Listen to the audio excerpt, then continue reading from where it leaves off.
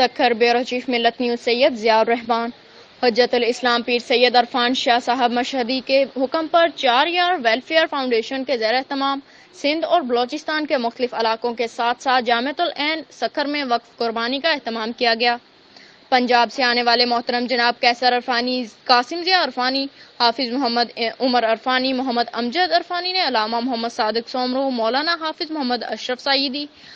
علامہ غلام نازک سعیدی، غلام مشتاق احمد پتافی کی ہمراہی میں مفتی محمد چمن زمان نجم القادری کی زیر پرستی نیو پنڈ بابن شاہ مائکرو ٹاور ہالار سوسائٹی اور سکھر کے دیگر مختلف علاقوں میں قربانی کا گوشت تقسیم کیا۔